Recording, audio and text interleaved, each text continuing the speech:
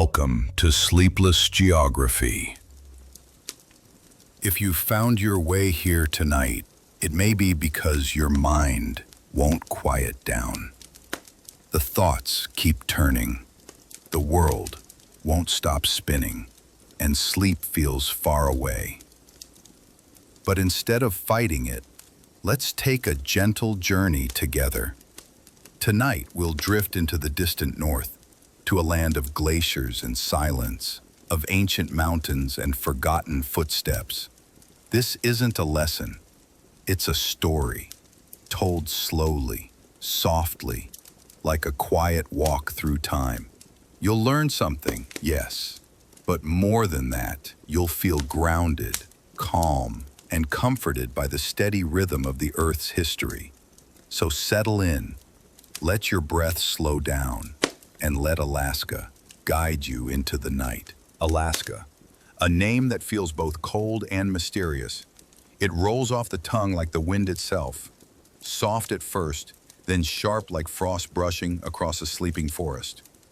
Alaska is a place far away from most of us, tucked quietly in the far northwest corner of the map, a piece of land so large, so wild that it feels like its own world.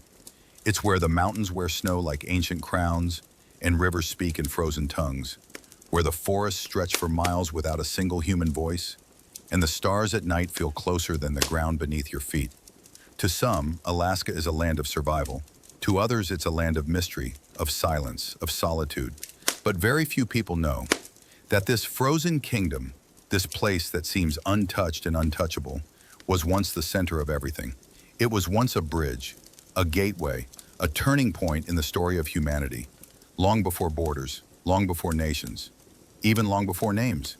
Alaska was the doorway between two worlds. It was the land that carried our ancestors from one continent to another, and it holds the memory of their first footsteps in a place no human had ever seen. Tonight, you and I will walk through that memory together, not in haste, but slowly, gently, with the same care that wind takes when brushing across glacier walls. We will follow the quiet journey of Alaska's geography, a story whispered by ancient ice, carried by winds that have never stopped moving, and written not in ink, but in stone, in bone, and in the slow shifting of the earth itself. This isn't a lecture, it isn't a history lesson. There will be no dates to memorize, no maps to draw, no tests at the end. This is something softer, a quiet tale, a thread of time you can simply follow, as your eyes begin to feel heavier and your thoughts drift like snow over still water. So lay back and come with me now, to a time long before Alaska was called Alaska, to a time when the world was still frozen in thought, and the first people were only beginning to dream of new lands. Tens of thousands of years ago, the Earth was deep in the grip of a great ice age. Glaciers wide and tall like silent titans crawled slowly across the northern continents, shaping valleys, carving mountains, and locking the oceans in their frozen embrace. Sea levels dropped by hundreds of feet, revealing parts of the Earth that today sleep beneath deep waters. And somewhere, between what we now call Siberia and Alaska, a new land rose up from the ocean floor. A cold, vast, wind-swept plain.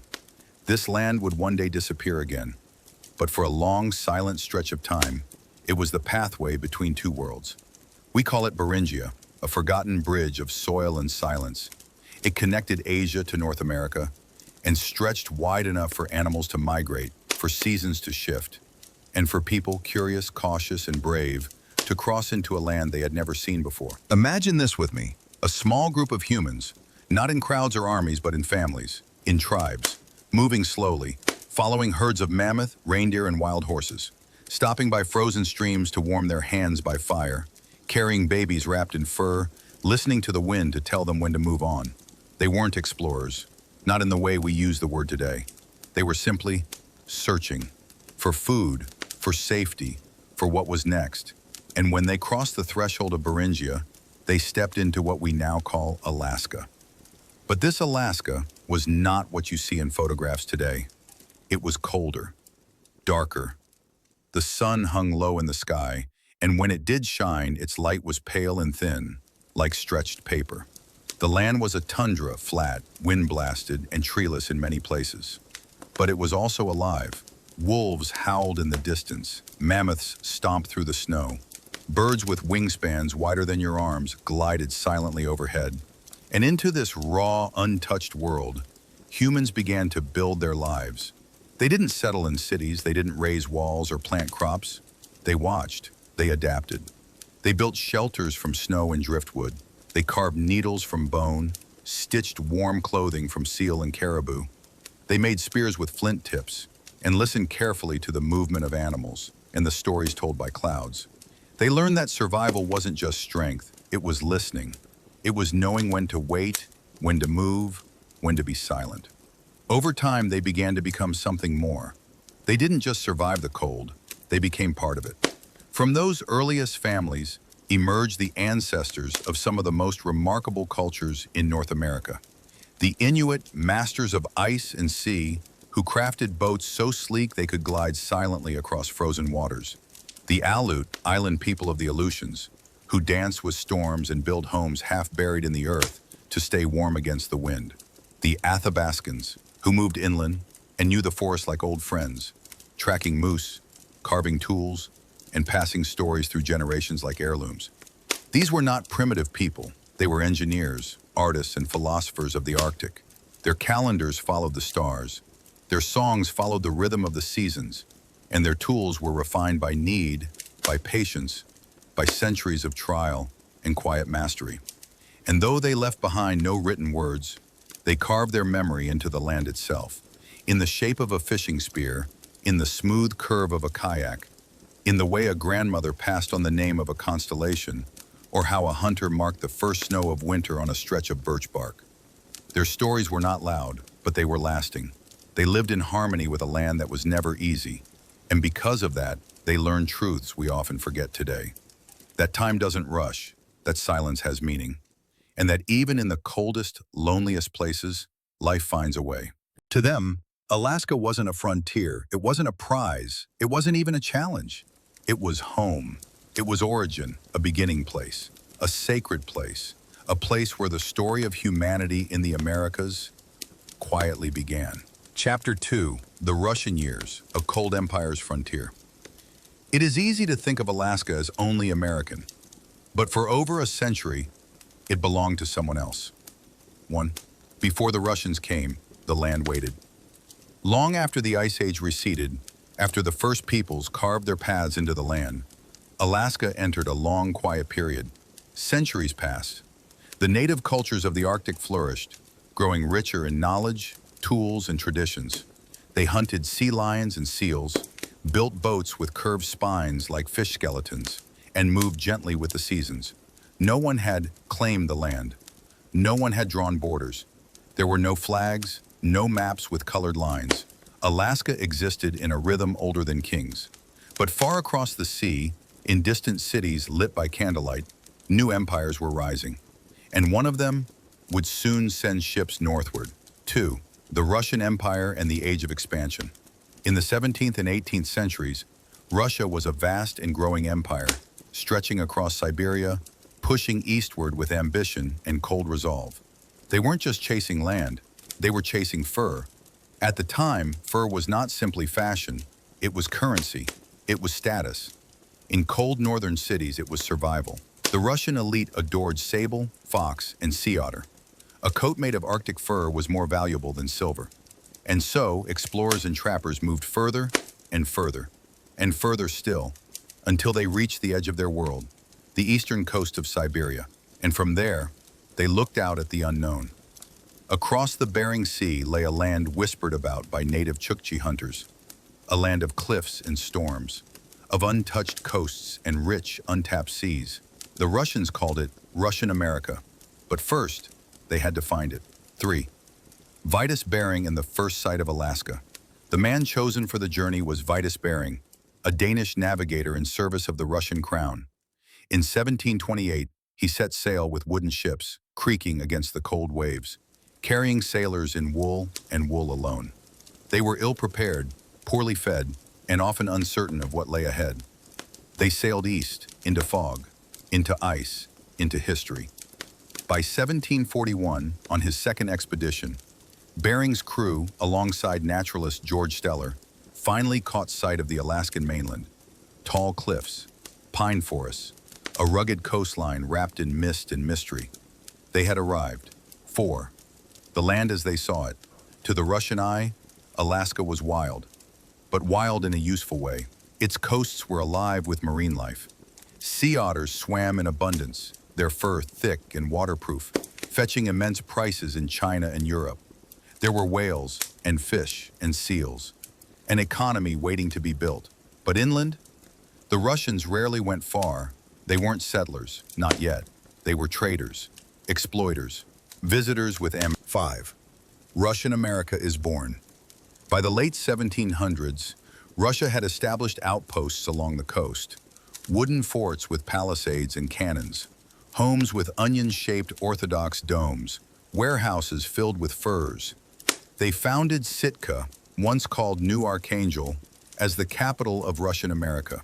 From there, Russian officers oversaw the Russian-American Company, a fur trading monopoly with military power. They built churches, they minted coins, they flew their flag over the icy shores. But this was not a peaceful empire. 6. The cost of fur, native lives. To extract riches from the land, the Russians needed knowledge. They needed hands. And so, they turned to the native peoples. The Aleut, the Aleutic, the Tlingit. They knew the waters. They knew how to hunt sea otters, how to navigate treacherous waves, how to survive storms that shattered Russian ships. And the Russians used them, harshly. They took hostages to force labor. They punished villages that resisted. In some cases, they destroyed entire communities. Diseases followed: smallpox, measles, flu. The native populations plummeted. Cultures began to fracture. But not all was lost.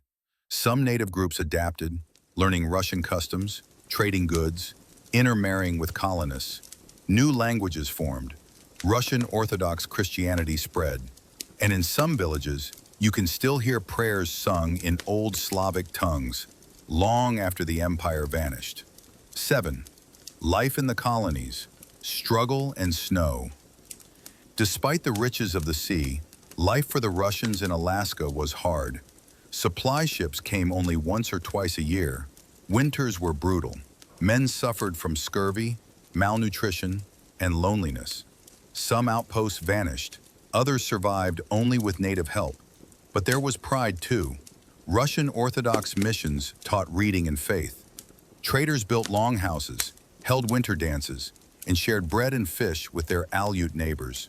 The empire never became large. At its height, only a few hundred Russians lived in Alaska at any time. But their presence was felt deeply, in wood, in language, in churches built on wind-blasted hills. 8. The geography of empire. Why did Russia want Alaska? Because of the sea. Because of its location. Because from the Aleutians, you could sail to Japan, to China, to the Pacific trade routes. Alaska was a stepping stone, a cold one, a hard one, but a real one.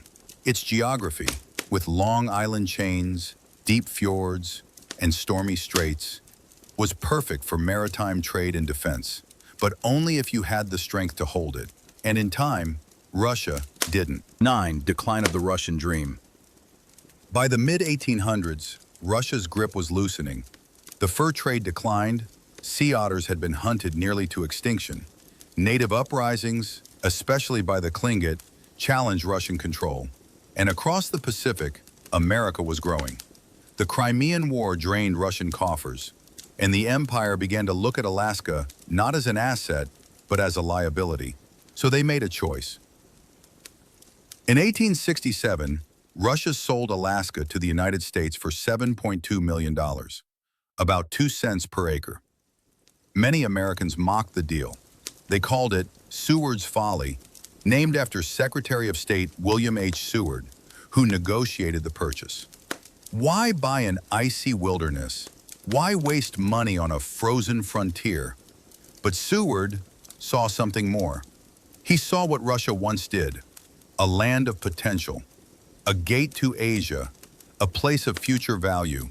And so quietly, without ceremony, the Russian flag was lowered over Sitka, and the American flag was raised. The empire was gone, but its echoes remained. Even today, you can still feel their presence in the domes of old Orthodox churches, painted in blue and gold, in surnames carried by mixed heritage families, in recipes passed down through generations, black bread, smoked fish, sweet berry tea, in stories told by grandmothers about a time when men in long coats arrived by sea, bearing crosses and guns, and in villages where the rhythm of prayers still rise slowly into the northern sky. Russian Alaska never became a grand empire. It never flourished with cities or great monuments, but it left a mark, etched into coastlines, hidden in place names, and remembered in the bones of the people who survived. It was a time of ambition, of struggle, of collision between two worlds, a time when geography decided history, and when a frozen land stood at the crossroads of empires, oceans, and human dreams. Chapter 3. The Forgotten Purchase. When America bought the ice, some deals make history. Others are laughed at first, then remembered forever. 1. The day the flag changed. The wind was quiet that day in Sitka. It was October 18, 1867. Clouds hung low over the mountains and the ocean whispered like it had for centuries. But something strange was happening.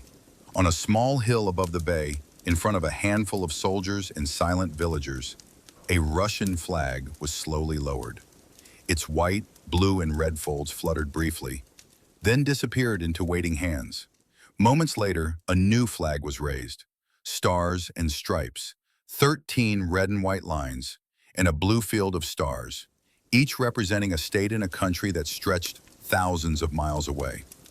The Russian Empire had left, and the United States had arrived. There was no celebration, no marching bands, no parades, only the quiet shifting of power and the uncertain gaze of native Alaskans watching from the edges of the clearing. The land hadn't changed, but its name and its future had. 2. A bargain nobody wanted. Just months earlier in Washington, D.C., the idea of buying Alaska had sounded almost ridiculous. Why would the United States, a country still healing from a brutal civil war, spend millions of dollars on a frozen, distant territory barely anyone had ever seen? The newspapers mocked the plan. They called it Seward's Folly, the Polar Bear Garden, Walrussia. Cartoons showed Secretary of State William H. Seward wearing snowshoes, chasing penguins, buying glaciers and icebergs. It was a joke, at least, for a while. 3. William Seward, the man behind the madness. But to Seward, it wasn't madness at all. It was vision. Seward had long believed that America's destiny wasn't only westward, but also northward, and across the Pacific. He saw Alaska not as empty, but as full of promise, for trade, for ports, for resources no one had yet imagined. And more importantly, he saw something that most didn't: geography. He knew where Alaska sat on the globe.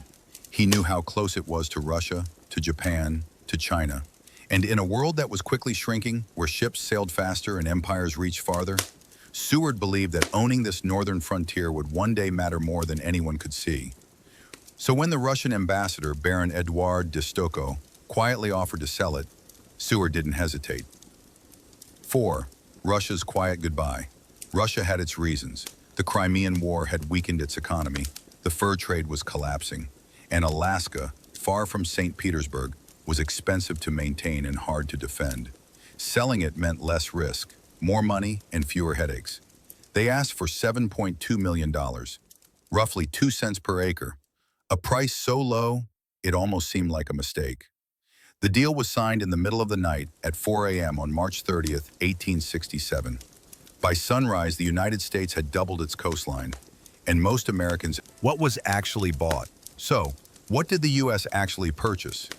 A cold, remote territory stretching over 586,000 square miles, larger than California, Texas, and Montana combined. It had no railroads, no major towns, no American settlers, no mapped interior.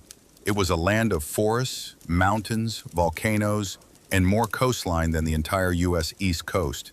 It was home to native peoples who had lived there for thousands of years, Russian traders and missionaries, and a few hundred scattered fur outposts. To most in the continental US, Alaska was invisible, irrelevant, but to the Earth itself, it was magnificent. 6. The geography that mattered. Let's pause here for a moment.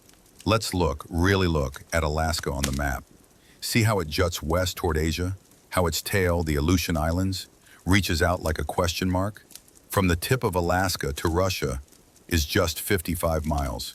Its location is not accidental, it is strategic. It's a front row seat to the Northern Pacific, and Seward knew that. He wasn't buying just ice, he was buying position, presence, possibility. 7. What Americans thought. Still, back in 1867, most Americans didn't share his vision. They were tired. The Civil War had ended only 2 years earlier. The nation was divided, wounded, and focused inward. Talk of some snowy wilderness far to the north felt out of place. Unimportant.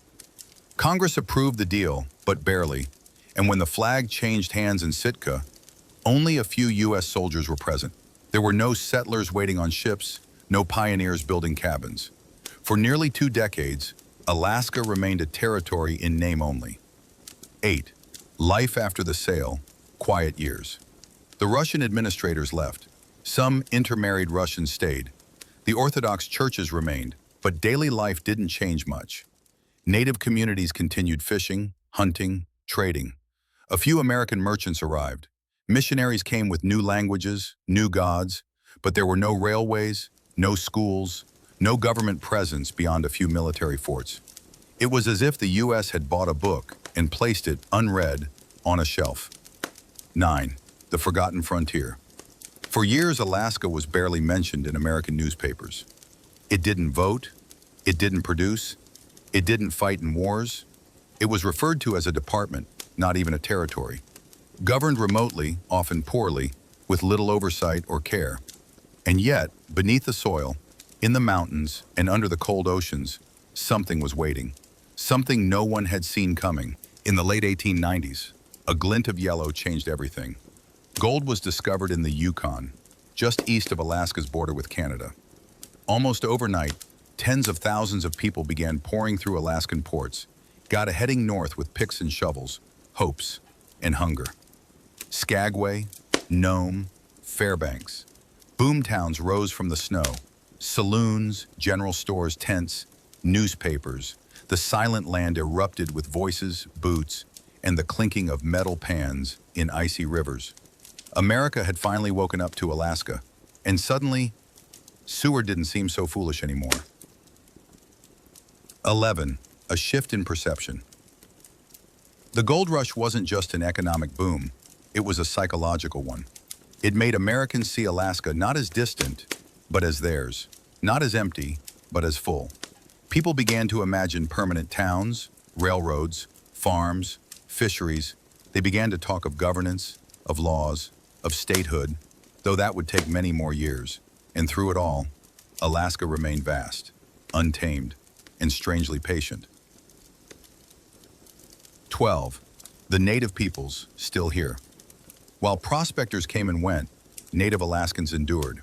Their lands were trampled, their rivers were mined, their traditions were challenged by missionaries and merchants. But they adapted, survived, and continued. Many worked as guides, hunters, translators. Some entered schools. Others resisted change quietly, keeping languages and stories alive under the surface. They had seen flags rise and fall. They had seen empires come and go. And still, they stayed rooted in the snow, as they always had. 13. The role of geography, again. As the 20th century approached, America began to see Alaska in a new light. Not just for its gold, but for its timber, its fisheries, its coal and copper, and once again, for its location. In an age of steamships and rising global tensions, Alaska's position became clear. It was no longer a punchline. It was a guard post, a future base, a potential keystone in the Pacific. And geography, silent as always, waited to take its role once more. 14. The purchase reconsidered. Looking back now, it's almost hard to believe. For $7.2 million, less than the cost of a single modern fighter jet, GATA, the United States acquired unmatched Arctic territory, the longest coastline in the nation, boundless natural resources, and a strategic position near Russia and Asia. What was once called a folly is now seen as a masterstroke, a quiet transaction that shaped the future. 15. Alaska in American memory. And yet, for all its importance, the story of Alaska's purchase still feels strangely forgotten. There are no national holidays for it, no grand monuments in Washington, D.C., no popular movies. But if you go to Sitka and you stand by the harbor, Alaska had been quiet for a long time, bought, forgotten, left to drift in the cold. But gold has a way of waking even the most frozen places. 1. A land left waiting for more than 2 decades after the United States bought Alaska, very little happened. There were no great cities, no bustling trade routes, no farms, no railways. The flag had changed, but the rhythm of life had not. Fishermen still cast their nets, native hunters still tracked moose and seal. The forests whispered in languages older than any constitution. Alaska waited, and as it waited, deep beneath its frozen rivers and rugged hills, something glittered softly in the dark. 2. The spark in the north. Klondike, 1896. The first true fire did not start in Alaska, but just across the border, in Canada's Yukon Territory, near a creek that would become famous overnight. In 1896, 3 prospectors found traces of gold in a stream called Bonanza Creek. The news traveled slowly at first, like frost spreading across a window. But then, everything changed. By 1897, the story had reached Seattle, San Francisco, New York. Headlines shouted, "Gold found in the Klondike! Thousands rushed north for riches." And suddenly, a land once called worthless was flooded with hope, greed, and human footsteps. 3. The human avalanche. They came from everywhere. Miners, farmers, teachers, barbers, sailors, thieves. They packed wagons, they loaded steamships, they left jobs, families, cities behind, and headed north. Through icy ports, up winding trails, over snow-covered mountains, across frozen rivers. It wasn't just a gold rush, it was an exodus. Skagway, a sleepy outpost, became a town of 10,000 almost overnight. Nome, once nothing but tundra, grew into a bustling, chaotic boomtown. 4. Geography as gatekeeper. But Alaska did not welcome them easily. It never had. To reach the Klondike, prospectors had to brave the Chilkoot Pass, a steep, snow-choked trail where every man was required by law to carry 1 ton of supplies if he hoped to survive the winter. That meant climbing the same icy slope dozens of times, carrying sacks of flour, pickaxes, blankets, oil lamps, and canned beans, step by step, trip by trip, in snow that reached their knees, in winds that froze their eyelashes. Many turned back, some died, but some pressed on. Because just over the pass, just past the pain, was possibility. 5. Towns born of snow and fire. Those who made it didn't find paradise. They found mud and tents and too many men for too little gold. But they stayed, because dreams die hard in the cold. They built cabins, saloons, dance halls, courthouses. They printed newspapers. 6. The quiet suffering of the land, did not fight back, but it endured. The rivers ran brown with silt. Trees were chopped and burned. Trails turned to sludge under too many boots. And the people who had lived there long before the gold, the native Alaskans, watched as strangers poured through their hunting grounds, slept in their fishing camps, and claimed the earth as their own. Some resisted, some adapted, some disappeared into the white. 7. Not all that glitters. For every man who struck it rich, 100 did not. They arrived with dreams and left with frostbite. Many froze to death in their tents, clutching maps and muttering about gold that had never been there. Others stayed, not for riches, but because they no longer had anything to return to. They married. They built quiet lives. They became part of Alaska's fabric, woven from hardship and patched with stubbornness. 8. The infrastructure of greed. The gold rush changed more than maps. It changed momentum. To move people and ore, new railroads were built, like the White Pass and Yukon route. To govern new settlements, courts were established, laws written, offices opened. For the first time, Washington, D.C. began to truly look northward. Alaska became more than a footnote. It became a project. And though the gold would eventually run thin, the patterns had been set. Industry, control, extraction. 9. From district to territory, 1912. In 1912, Alaska was officially declared a territory of the United States. No longer a mere military district, no longer ignored. It was still governed from afar, but it had structure now. Delegates, budgets, boundaries. It had a capital, Juneau. It had elections. It had voices, though often drowned by distance.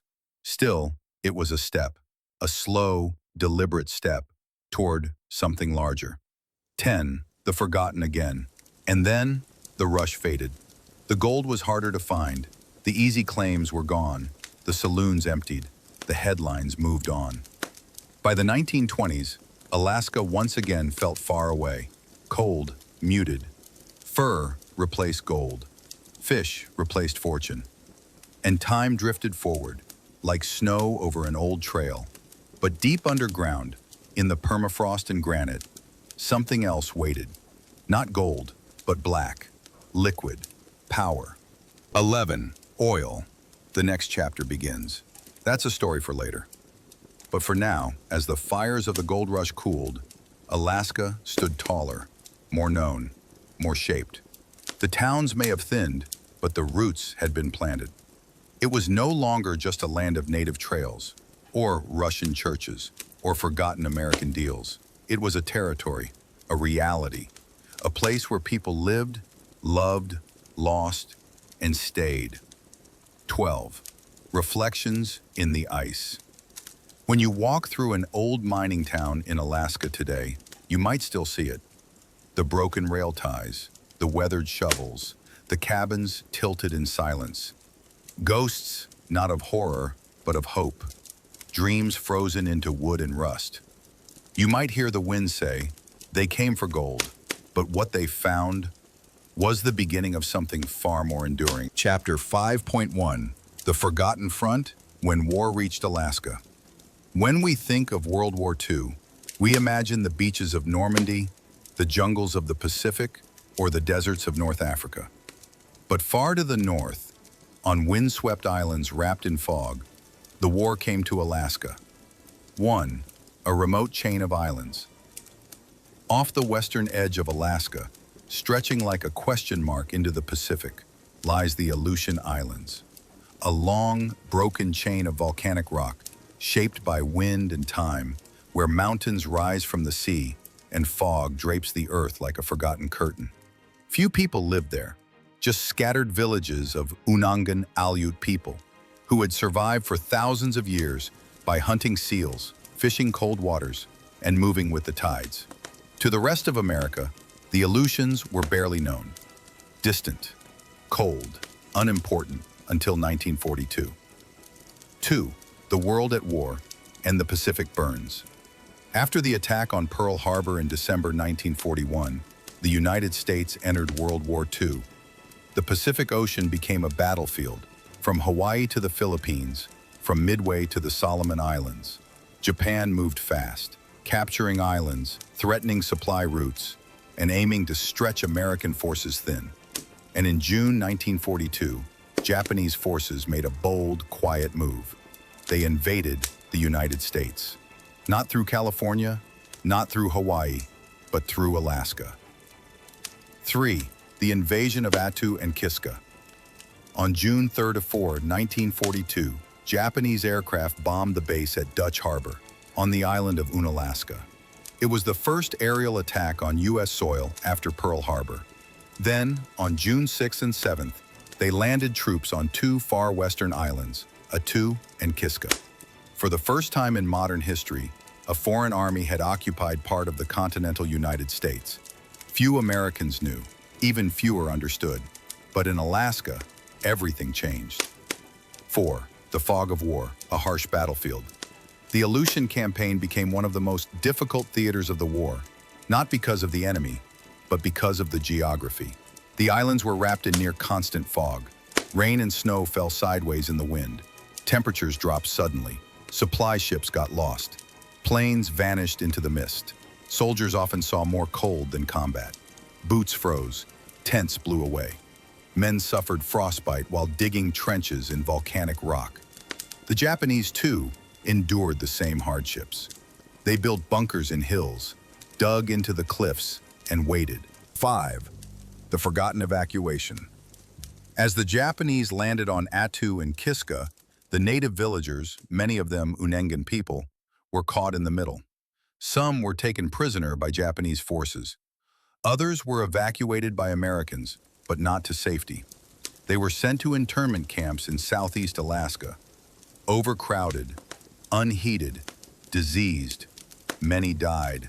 Their homes were burned, villages destroyed, livelihoods lost. And when the war ended, they were not returned to the lives they once had. It remains one of the quietest tragedies in Alaska's story. 6. The Battle of Attu, America's coldest war zone.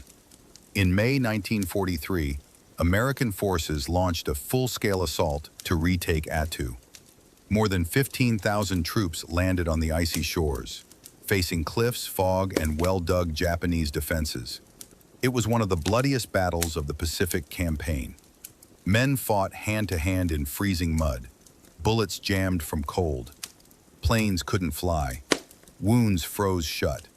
The Japanese garrison, nearly 2,500 men, fought to the last. Many died in a final banzai charge, a desperate rush through snow and screams. Only 28 Japanese soldiers were taken alive. Over 550 American soldiers also died, not from bullets alone, but from exposure, disease, and the land itself. 7. Kiska, a phantom enemy. 2 months later, in August 1943, Allied forces prepared to take back Kiska. With over 30,000 troops, they stormed the island. They found bunkers, supplies, footprints in the mud, but no enemy. The Japanese had secretly evacuated the island days earlier, slipping away in the fog.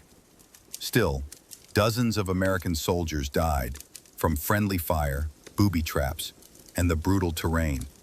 It was a final, ghostly chapter in a strange and silent campaign.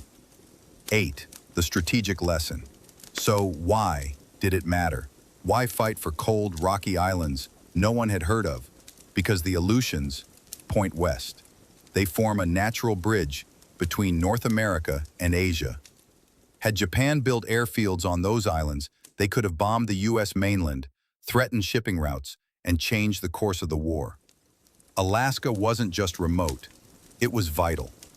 The battle for Attu and Kiska proved that geography still shapes history, even in the fog, even in the cold.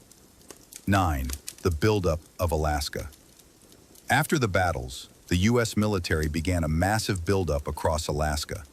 Airfields were constructed: Anchorage, Fairbanks, Kodiak.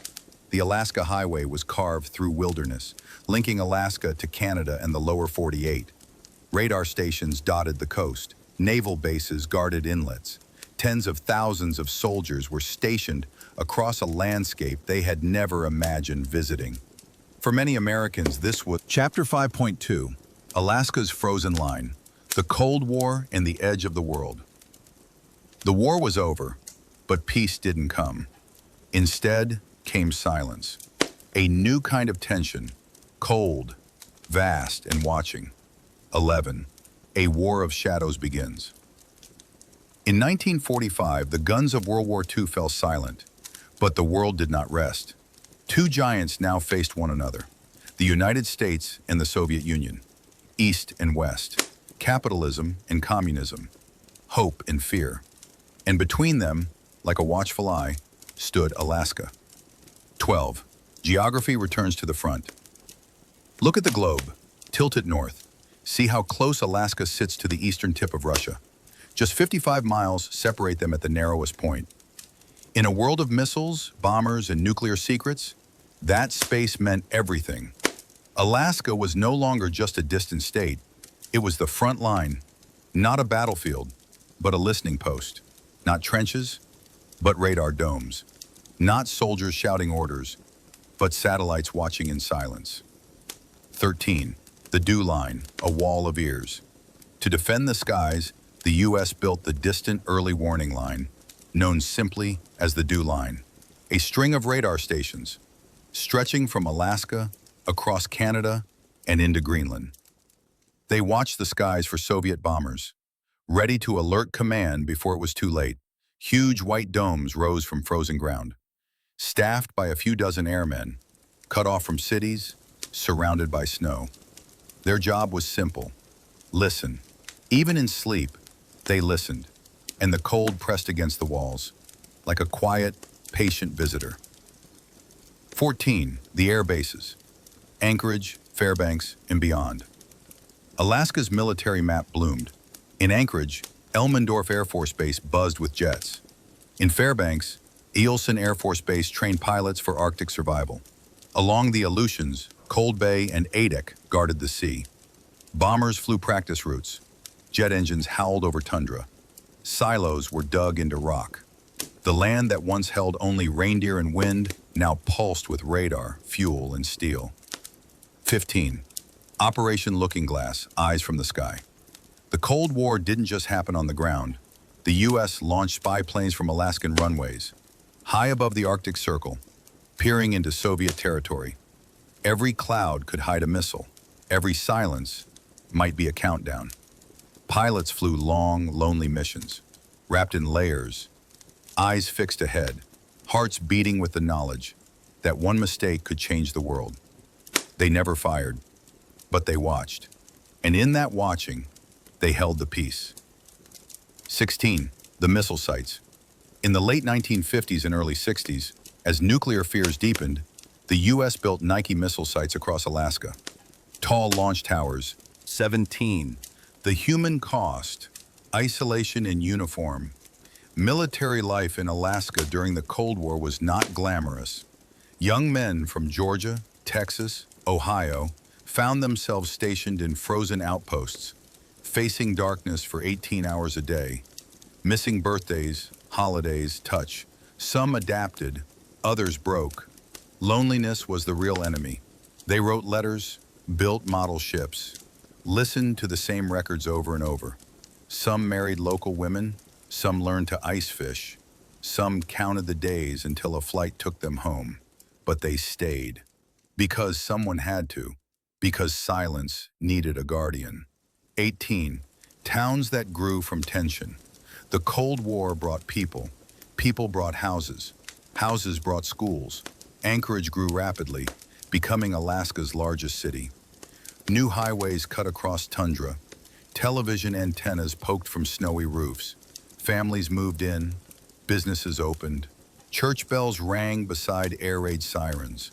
The line between soldier and settler blurred, and slowly, quietly, Alaska became more than a station. It became home.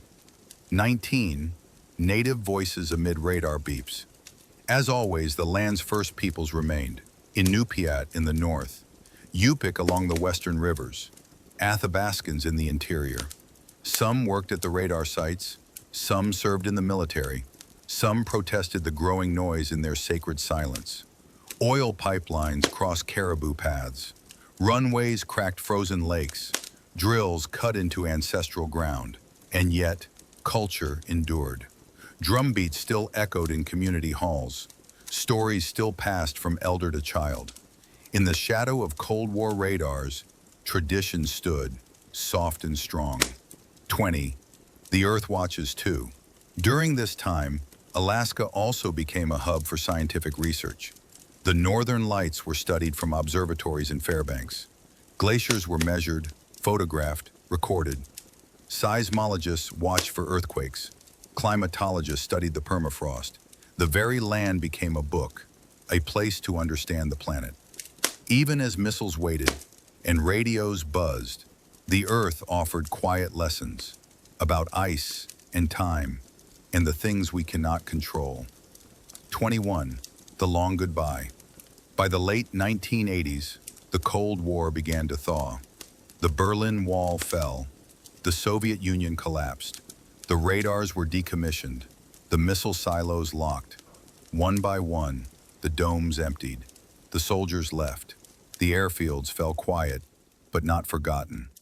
In the silence that followed, you could still hear the echo of jets, of orders, of hearts beating in the dark. 22. A legacy etched in frost.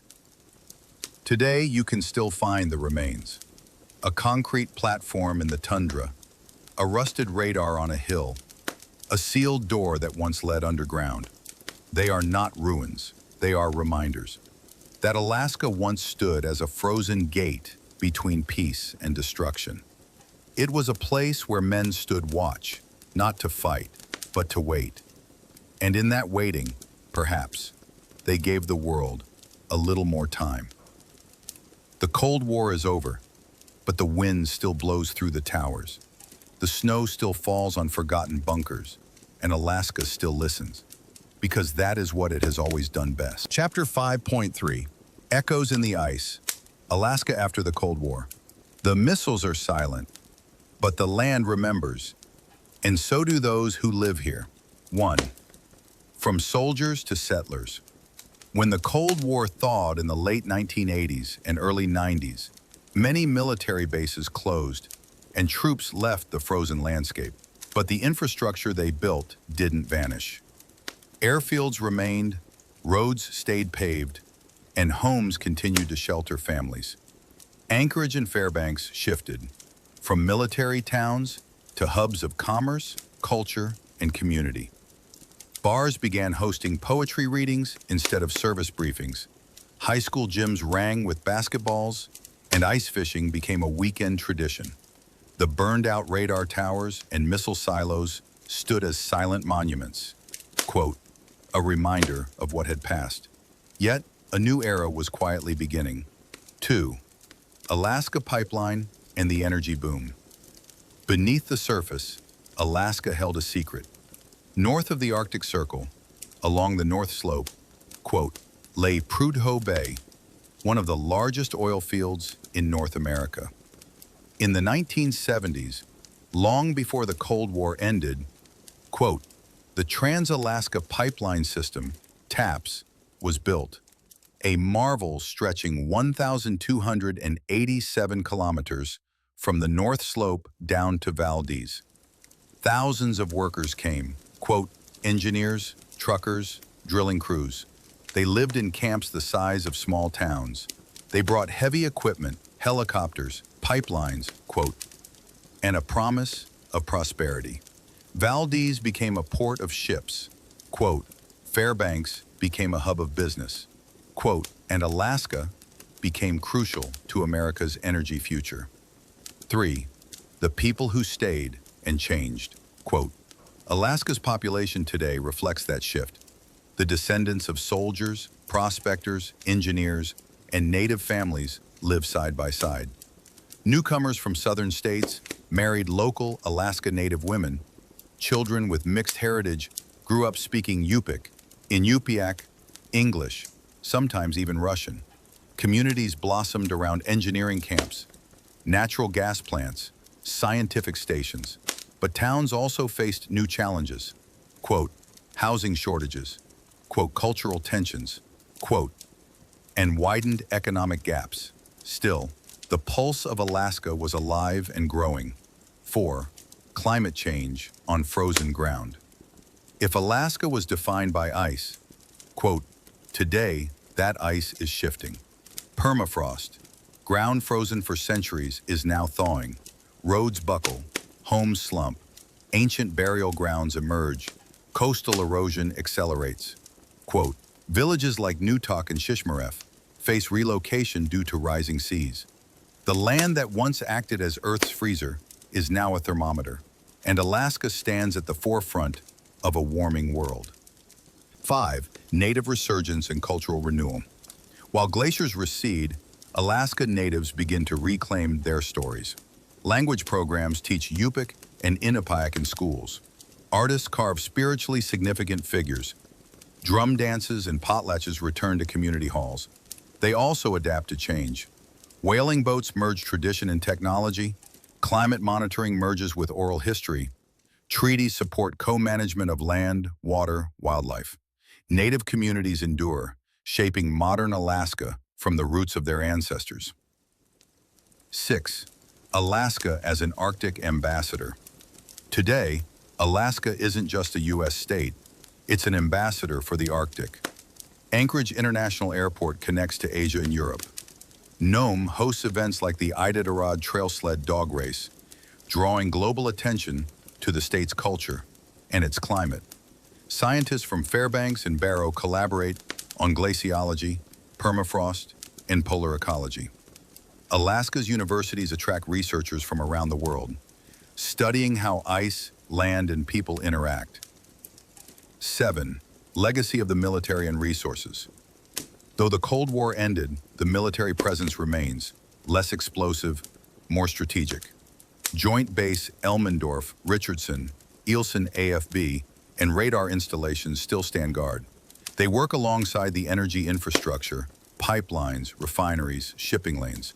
Alaska's geography, its location and terrain, still shapes national priorities. It remains a hub for logistics, a watch point, a source of resources. 8. Imagine the future. Look north from Prudhoe Bay. Imagine ice plates fracturing. Imagine a boat where once stood permafrost. Picture villages once forced to move, villages like Kivalina, shifting landward in search of safety.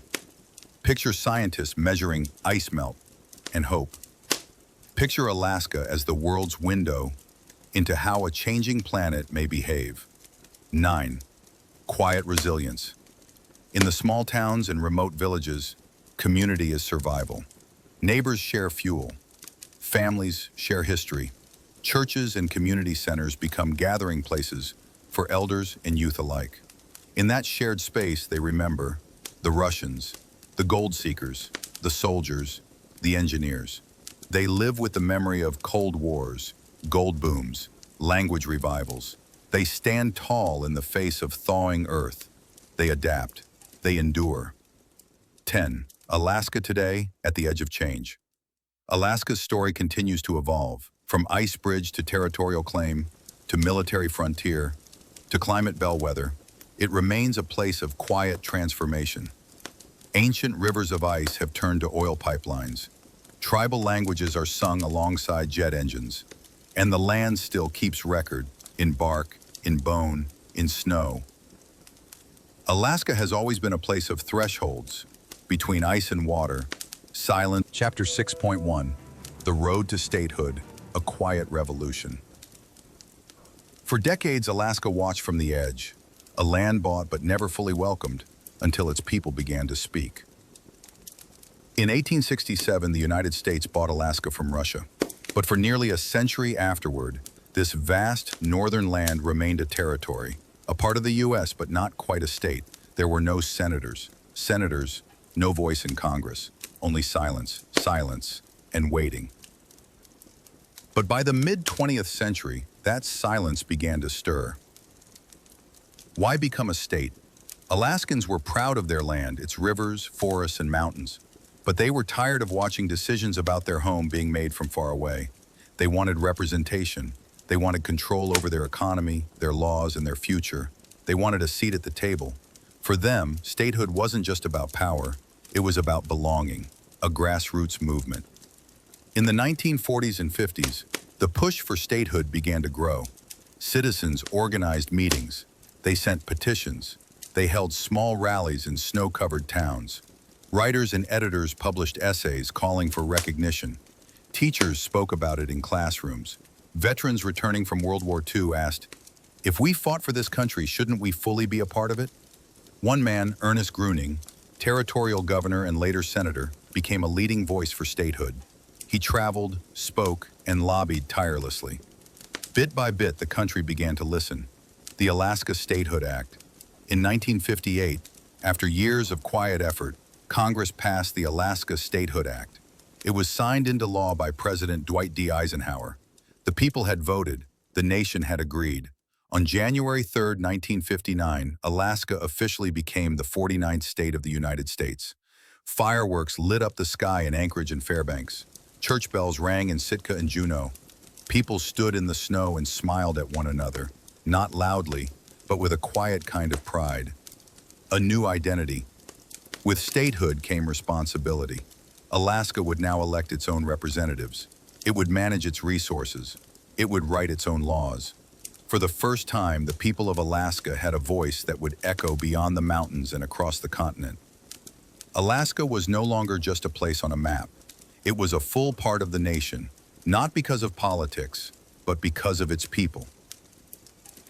Chapter 6.2, The First Steps. Building a state in the snow. Statehood gave Alaska a name, but the name had to be lived, and so the people began to build. 1. Building from ice and stone. After 1959, Alaska had to start from almost nothing. There were no highways connecting the state from coast to interior. Some villages had no schools. Many towns relied on outdated systems for water, power, and transport. So the state began to build. Highways stretched through mountain passes. Airports expanded. New schools opened, with books printed just for Alaskan children. Each new road was a promise. Each building, a seed. 2. Tapping the earth. Soon, Alaska's vast resources began to shape its future. Oil was discovered in Prudhoe Bay, a massive field beneath the frozen North Slope. This led to the creation of the Trans-Alaska Pipeline System, running from the Arctic Ocean to Valdez on the Gulf of Alaska. Fisheries flourished along the coasts. Salmon, halibut, and cod filled boats from Kodiak to Dutch Harbor. Forests in the southeast offered timber and lumber. And throughout the state, tourism began to bloom. Cruise ships arrived. Visitors stood in awe at Denali. Cameras clicked beneath northern lights. 3. Challenges in the cold. Still, life was not easy. Roads cracked from frost. Supplies arrived late, or not at all. Jobs came and went with oil prices. And in remote villages, isolation weighed heavy. But Alaskans adapted. They snowshoed to work. They hunted caribou. They helped neighbors when storms knocked down wires or snow buried the door. Statehood did not mean comfort, but it gave them something else, a reason to keep going. 4.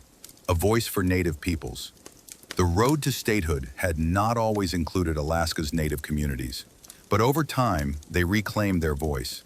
In 1971, Congress passed the Alaska Native Claims Settlement Act, ANCSA, returning millions of acres to Native corporations and communities. Tribes began to manage land, fisheries, and schools. Elders taught language and history. A new generation grew up proud of their ancestry and their state. 5. Becoming itself. By the 1980s, Alaska no longer felt like an experiment. It had weathered its first decades. It had elected its leaders. It had built cities, survived winters, and found its place. The state had taken root, and from that root, a people had grown, not just American, but uniquely Alaskan. Chapter 6.3, Modern Alaska, Strategy, Science, and Standing Guard. In the modern world, Alaska is no longer remote. It is central, to defense, to climate, and to the future. 1. A strategic outpost. Alaska's position still matters. From its shores, Russia lies just across the Bering Sea, so the military remains. Bases like Joint Base Elmendorf-Richardson near Anchorage and Eelson Air Force Base near Fairbanks stand ready for emergencies. Radar stations monitor northern skies. Jet fighters train above snowy ranges. Soldiers practice Arctic survival, not for war, but for preparedness. Alaska does not seek conflict, but it stands ready, quietly, steadily. 2. A window into the planet. Alaska has also become a center for science. Glaciers are melting, permafrost is thawing, species are migrating. From research stations in Barrow to field labs in Denali, scientists study the Arctic here, tracking climate, measuring change, listening to what the Earth is trying to say. What they learn in Alaska helps the whole planet understand itself. 3. A role in global energy. Alaska still produces oil, much of it from the North Slope, but the state is also exploring cleaner futures. Wind turbines rise on coastal hills. Tidal energy is tested in bays. Communities look to reduce dependence on diesel. Alaska stands at a crossroads between tradition and innovation, and slowly it moves forward. 4. A connection to the world. Anchorage has become a major global hub. Flights from Asia, Europe, and North America meet here. International cargo moves through Alaskan ports. At the same time, native leaders join global conversations on climate change, sustainability, and culture. Alaska is not isolated. It is connected by ice, by air, by purpose. 5. Standing guard in a warming world. As the Arctic warms, Alaska is a front line, not of soldiers, but of scientists, students, and stewards of the land. It watches the sky, it listens to the ice, and it tells us what is coming. Alaska is not just a place of snow and silence. It is a place of knowing. And in that knowing, it quietly leads. Chapter 6-4, Culture in the Cold, Alaska's Social Tapestry. In the silence of snow, you'll hear more than stillness. You'll hear languages, stories, songs, woven from many lives. Alaska is often imagined as empty, cold, an endless stretch of ice and forest. But this land is full of people. And more than that, cold, it's full of cultures. The original stewards, Inuit, Yupik, Athabascans, Aleut, Tlingit, and others, have lived here for thousands of years. Later came Russians, Norwegians, and Scots. Then military families, oil workers, fishermen from the Pacific Northwest. Cold, and immigrants from the Philippines, Samoa, Korea, and Mexico. Each wave brought their own customs, cold, and each wave learned from those already here. To language and legacy, across the tundra and in coastal towns, cold, languages echo in different rhythms. A grandmother in Bethel might speak in central Yupik, cold, teaching her granddaughter how to say river, cold, not just as a word, cold, but as a story, cold, as a relationship. In Sitka, a Russian Orthodox church still rings its bells, cold. In Anchorage, Korean grocery stores sit next to moose-themed diners. In schools, children learn English, cold, and sometimes, Inupiaq. Each voice adds a color to the state's fabric. 3 festivals of the North, Alaska celebrates in its own way. Cold, when winter ends, villages gather for blanket tosses. Cold, for dances that mimic the wind and wail. Cold. In the cities, there are cold film festivals, cold, folk music concerts, cold, and powwows. Every March, the Iditarod begins, cold, a 1,000-mile sled dog race, cold, that carries history, hardship, and hope. Crowds cheer not just for winners, cold, but for finishers, cold. Because here, survival is its own triumph. 4. Art from the ice. Artists in Alaska work with what the land gives them. Walrus tusk becomes ivory carvings, cold. Driftwood becomes masks, cold. Whale baleen becomes woven baskets. Painters use tundra pigments, cold. Poets write about light that lasts until midnight, cold. Musicians compose songs about frozen rivers and dark December mornings. Art here is not a luxury, cold. It is how people remember. 5. Together in the cold, cold. Winter can be hard, cold. So, people gather, cold. Villages share feasts, cold. Communities build ice sculptures, cold. Families fill small homes with stories and tea, cold. In the dark months, cold. Neighbors check in on each other, cold. Snowplows are shared, cold. So are fish, wood, and laughter.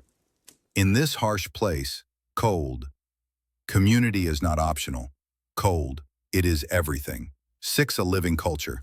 Chapter 6.5, Melting Futures, Challenges, and Hope. The glaciers are speaking, the sea is rising, and Alaska is listening. Well, one, the thawing ground. Alaska is warming twice as fast as the rest of the U.S., and the land is changing. Permafrost, Earth that's been frozen for millennia, is beginning to melt. Buildings sink, roads warp, pipes crack, even ancient bones emerge from thawing ground.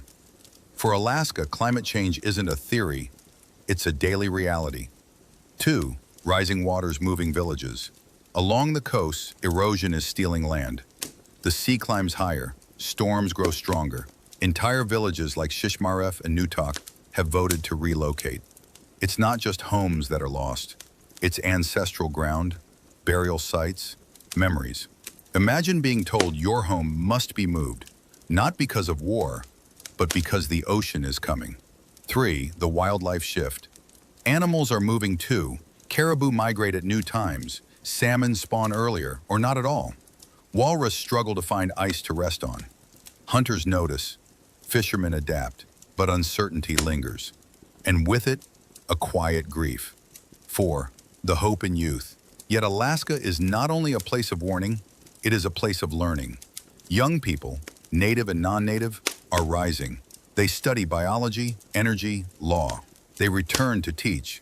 They run for office. Some start climate podcasts, others build wind farms. Many simply ask hard questions and try to answer them. The future is not written, but it is being shaped. 5. Innovation in the ice. Across the state, new solutions take root. Hydroponic farms and shipping containers grow vegetables in the Arctic. Drones deliver medicine to distant villages.